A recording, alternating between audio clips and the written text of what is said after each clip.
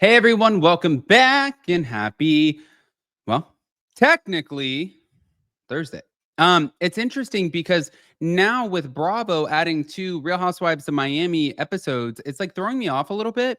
But last night, Jason and I watched the episode. Tomorrow we're live for Hot Messy Topics, which is going to be so good. But last night we watched the episode and we were like, damn, there wasn't 1 minute that we wanted to take our eyes off of it. And then Jason said, it's a commercial break. Go get my ice cream. And I was like, no, bitch, I'm not going to get your ice cream. I want to know what happens. I'm Stephanie Shoji. Okay. Anyways, we're not back to talk about that. No. We're back to talk about the fact that we have some more drama going on in the Valley. And it looks like Lally's girlfriend, who allegedly didn't want to film, that Andy Cohen called out, she's clapping back.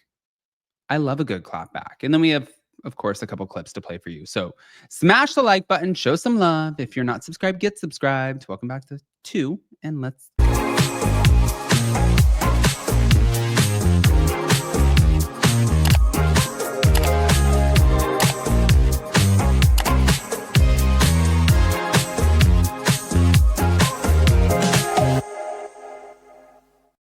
All right, guys. So, of course, like I told you, we are going to be talking about the Lally of it all. But this is going to be an interesting one. I'm just more confused, I guess. And this is why I wish that if you get into a relationship with somebody who's on TV, I kind of wish that you would just like be a part of it because that's their job.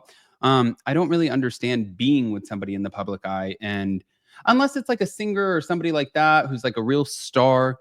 If it's like following your life in cameras, I feel like you should be a part of it. But okay, here we go. So this is what's being talked about. I'm giving you like the whole full breakdown.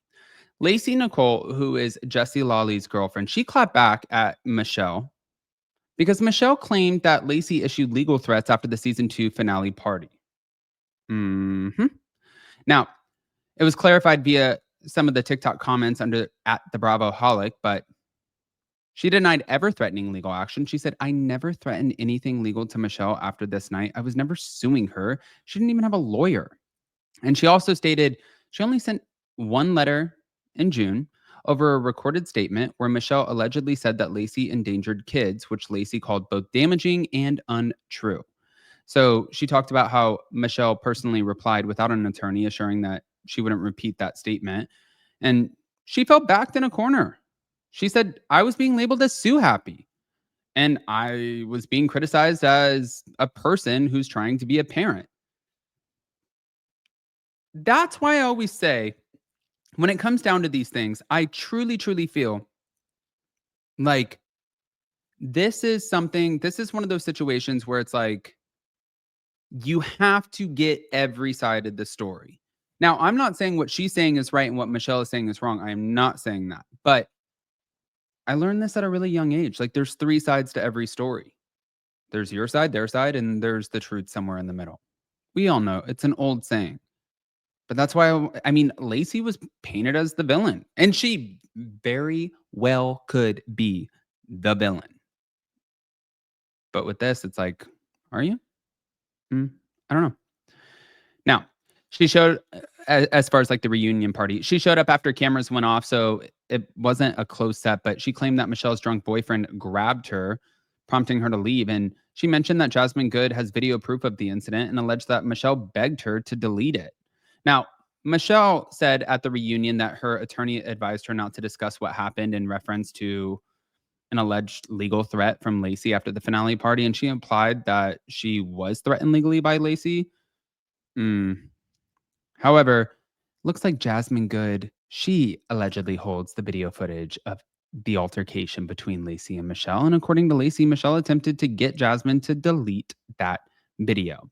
Now, as far as some of the fan reactions, I saw a few and I took a couple, but one person said, Lacy, just set the record straight. Calling out Michelle's dangerous accusations and no legal threats. Bold move. Next, Jasmine's got the receipts. I'm hoping that video airs. It could change everything.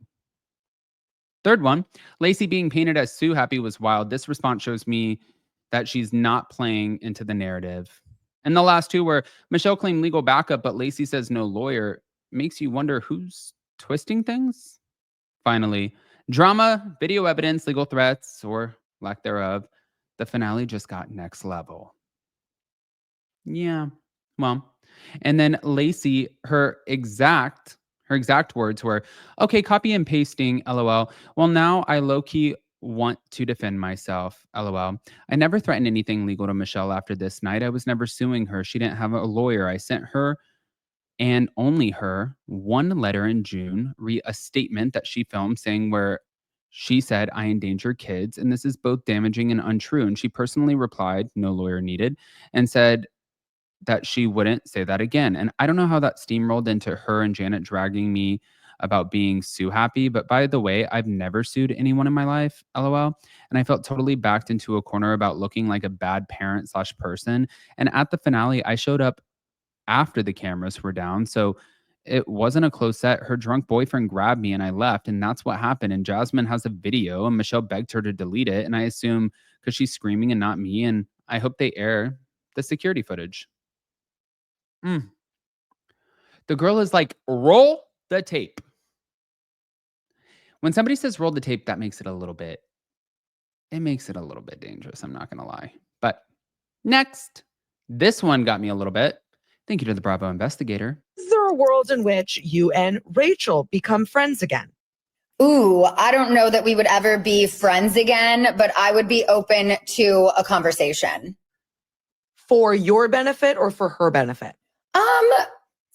Maybe for a little bit of both. I mean, I don't think there's anything I need from her, you know, but I do think that there is a conversation that could still be had one day. From what I've heard and seen, you know, she's thriving, living her best life, and I wish her nothing but the best.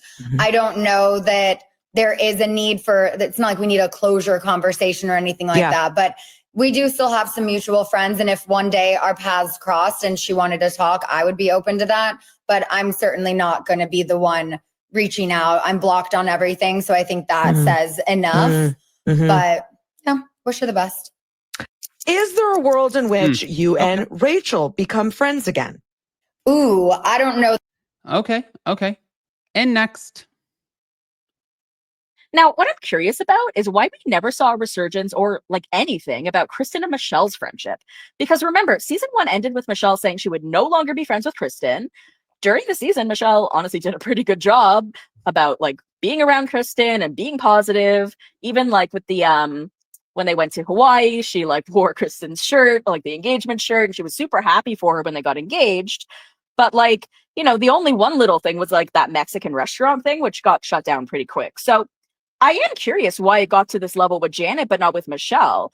Probably because she kept her mouth shut. But I think it's interesting how no one addressed their friendship at all this year. Like, we're all on the cast together, but these two people aren't friends and didn't really speak all season, except for like a couple quick moments. So I am curious. Okay. Well, that's a good point.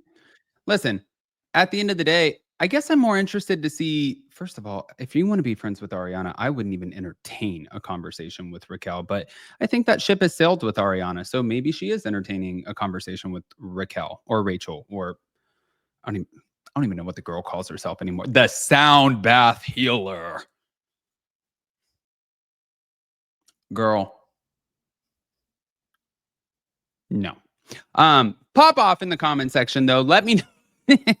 Let me know what you think. And don't forget that today we have our new podcast episode with Hello Prenup. That's why we flew to New York, you guys. It was so much fun. In case you guys didn't see it, this is it. Here we go. The story. Instead of losing my slipper, I almost got hit by a car. Adam Newell, creator of Up and Adam, has drawn millions of views with his upbeat, drama-free take on Bravo's biggest stars. He and his husband, Jason, a former Cirque du Soleil performer, turned a Pride Week 11 years of marriage and thriving media brand. All right, guys. So you can go anywhere you get your podcast, even on YouTube, and look up Hello Prenup. And today our episode drops. I believe it's a 2-part episode, but yeah, check it out and let me know what you think. I love you guys. Bye.